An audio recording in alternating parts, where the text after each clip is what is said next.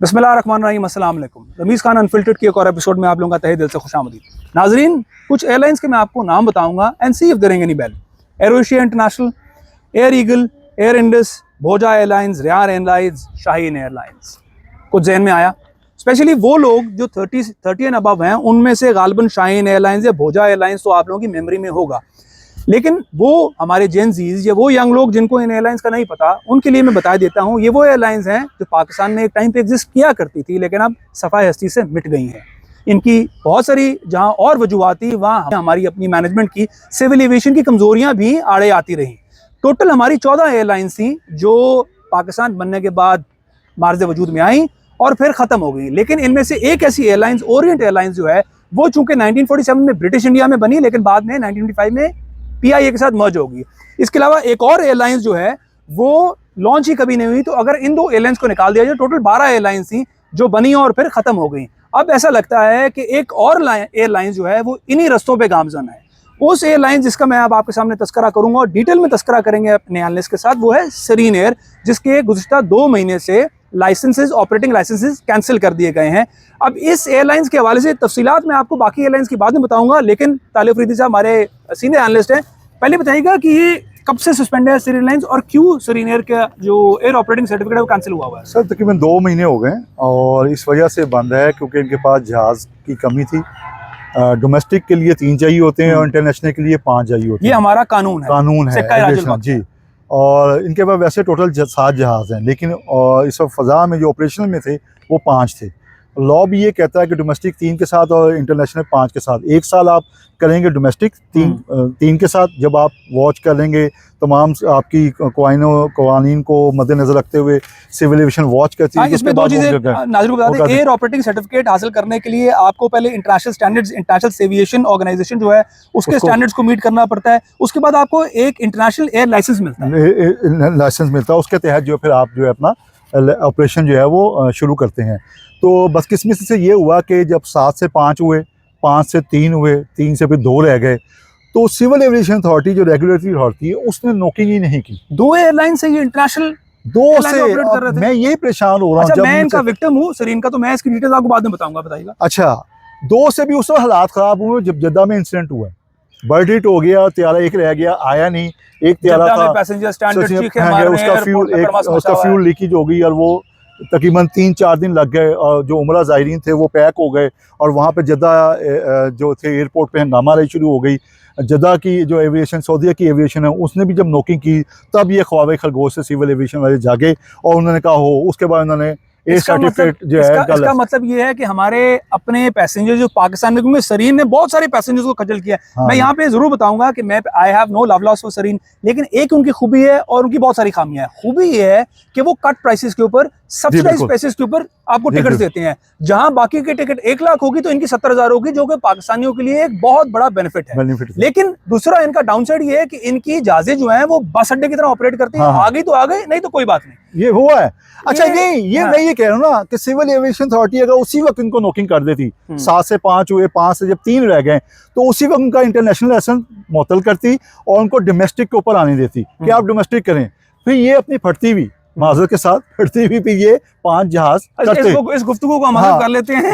इस गुफ्तगू को हज़फ कर लेते हैं। अच्छा, आप जो पूछने की बात ये है वो ये है कि आप मुझे बता रहे हैं कि पाकिस्तान में जो हजारों पैसेंजर्स, इससे ज्यादा भी हो सकते हैं, लेकिन हजारों पैसेंजर्स जो खजल हुए उनकी हैसियत नहीं थी, लेकिन ये चंद 100 पैसेंजर्स जो दुबई सऊदीया में खजल हुए, उनकी वजह से इनका बिल्कुल। देखें, मैं ये बता रहा हूँ ना कि हमारी तो कोई अहमियत ही नहीं है, कोई जुर्माना ही नहीं है, सर्टिफिकेट मनसूख हुआ। अब वो भी जब हाइप क्रिएट होगी ना, मीडिया में हम लोगों ने शोर मचाया, मीडिया में हेडलाइंस आ गई। हमारी ख्वाहिश वो भी नहीं थी, ये तो कुछ भी नहीं था। वो तो बदकिस्मती से जो वीडियो वायरल हुई सोशल मीडिया पे, स्ट्रीमलाइन मीडिया पे एक हलचल मच गई, तो उसके बाद जो है वही सूरत हाल हुई और फिर जो है कुल्हाड़ा जो था वो एकदम चला और सर्टिफिकेशन जो है उनकी मुअत्तल कर दी गई। लेकिन मैं रमीज यहाँ पे ये पूछना चाहता हूँ कि ये क्यों ऐसा हुआ? सिविल एविएशन अथॉरिटी जो डॉलरों में इनसे चार्जेस लेती है, पार्किंग लैंडिंग चार्जेस लेती है, वो पहले क्यों नहीं कर रही थी? देखें, 1200 मुलाजिम है। मुझे ये चीज बताइए कि सरीन एयर्स की मैनेजमेंट को पता है कि मिनिमम एयर रिक्वायरमेंट क्या है, फ्लीट रिक्वायरमेंट क्या है? क्योंकि मेरा ख्याल है, correct me if I am wrong, कि उनको गालिबन इस बात पे कंफ्यूजन है कि टोटल जहाज कितने होने चाहिए, वो ऑपरेशनल है या नहीं है। वो ये कहते हैं, जो सरीन की इंतजामिया है वो ये कहती है कि जी 5 जहाज हमारे पास हैं और 5 जहाज होने, 7 हमारे पास जहाज हैं, ऑपरेशन होने हैं चाहे ना हो, लेकिन हमारे पास 5 जहाज हैं। हम खड़े हुए तो है ना, हमारी ऑन है, हम यानी कि उसको ऑन कर रहे हैं, और ये ड्राई लीज पे थे। अच्छा, एक जहाज जो उनका था, जो पता ये चला है, जो चाइना में शेड्यूल मेंटेनेंस के लिए गया था, 737 बोइंग 737, इसके बारे में ये पता चला है, ये कह रहे हैं कि वो लाइसेंस क्योंकि मुअत्तल है, वो ठीक हो चुका, वो आएगा तो हम उसको दे देंगे। और उन्होंने और आने के लिए वो इंतजार कर रहे हैं, और उन्होंने एक इल्तिजा भी कर दी है, इन राइटिंग में भी कर दी है, जाके मुलाकात भी की है सिविल एविएशन अथॉरिटी से भी और मिनिस्ट्री ऑफ एविएशन से भी, कि जी हमें लाइसेंस हमारा क्लियर है, ताकि हमारे जहाज जो इंजन जिनके आने हैं वो कंपनियों से वो भी ठीक हो जाए, वो लग जाए। लेकिन फिर मैं ये सवाल कर रहा हूँ कि सोर्सेज ये कह रहे हैं कि जो चाइना में जहाज था उसको उन्होंने सेल कर दिया। अच्छा, हाँ, सेल कर दिया। सेल करके जो अमाउंट मिली है उससे ये बाकी जहाज़ों की जो रिपेयर मेंटेनेंस के बिल हैं वो अदा करेंगे। वो निकाल के कितने रह जाएंगे इनके पास पे? ये तो मैंने उनसे बात की करने की कोशिश की है, उनमें से किसी ने मेरा फोन नहीं उठाया। अच्छा, मैं नाज़रीन को सोर्सेज ये कह रहे हैं और उनकी इंतजामिया कहती है नहीं, वो आ रहा है, ठीक हो गया, आएगा तो हमारा क्योंकि लाइसेंस मुअत्तल है, इस वजह से हम हाथ पे हाथ रख के बैठे हैं। लाइसेंस हमारा बहाल होगा तो हम जो हमारे जहाज के इंजन आने आएगा तो मैं बुलाना। अच्छा, मैं अपने व्यूज को बताना चाहता हूँ कि हम वीडियोस बस ऐसे ही अपलोड नहीं कर देते, घंटों घंटे रिसर्च होती है, जितनी इंतजामिया हमें एक्सेसिबल होती है, वो चाहे सिविल एविएशन की हो, चाहे सरीन की हो, या जिस एयरलाइंस की हम बात कर रहे हैं, उनको हम एक्सेस हर सूरत में करते हैं ताकि आपके पास दोनों व्यू पॉइंट्स आएँ। तो मैं दोबारा ताले साहब के पास जाऊँगा ये पूछने के लिए कि क्या ये हमारे लिए मतलब परेशानी की बात नहीं है कि सरीन एयर की मैनेजमेंट को ये नहीं पता कि मिनिमम फ्लीट रिक्वायरमेंट की कंडीशन एक्चुअली है क्या? नहीं, पता होता है, जानबूझ के कुछ ना बेवकूफ़ बन जाते हैं। अच्छा। वो ये समझ रहे हैं कि पाकिस्तान की अवाम और अदालत जो हैं वो बेवकूफ़ बन जाते हैं। अच्छा। मनी मेकिंग होती है, जब मनी मेकिंग हो रही है तो ना सब आंखें बंद कर लेते हैं। मैं यहाँ पे फिर सवाल उठाऊंगा कि देखें जी, इस वक्त तर्जुमान civil aviation Pakistan airport authority को भी हम फ़ोन करते रहे हैं, किसी ने कोई हमें आंसर नहीं किया है। भाई ये काम पिछले 2.5 साल से चल रहा था, 2.5 साल से उनके पास 3 तैयारे थे।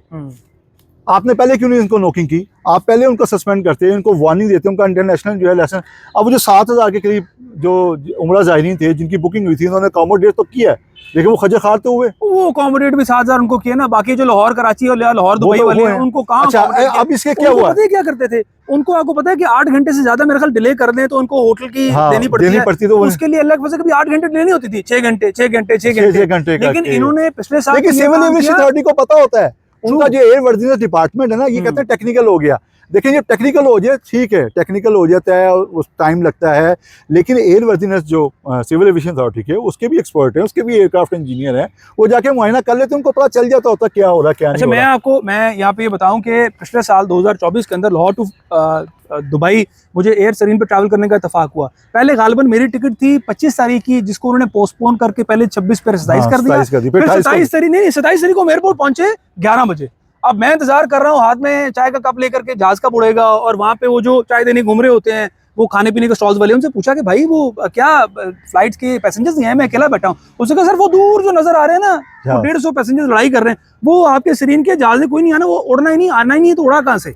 अच्छा, इसके बाद ये जहाज के जो पैसेंजर्स हैं इन्होंने धरना दिया वहां पे, और ये धरना चला तकरीबन रात 12 बजे।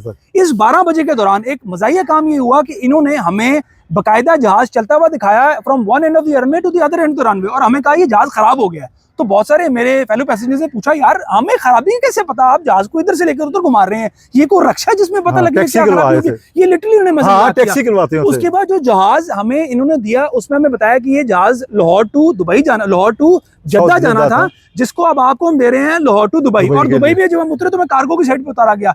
तो अजीब व गरीब सा काम ने सरीन किया। लेकिन फिर मैं बात करूंगा कि पाकिस्तान की जो अपनी अथॉरिटीज हैं उनको ऐसी एयरलाइंस जो कि बजट एयरलाइंस हैं, जी बिल्कुल देखें, मैं यहाँ पे एक फिगर देता हूँ, जो सरीन जब से सस्पेंड हुआ है ना, तो दीगर एयरलाइनों ने अपने किराए बढ़ा दिए। जो 25, 26, 20 हज़ार तक का टिकट था ना, वो 50,000, 60,000 पे पहुंच चुका है। इसका नुकसान किसको हो रहा है? पैसेंजर को।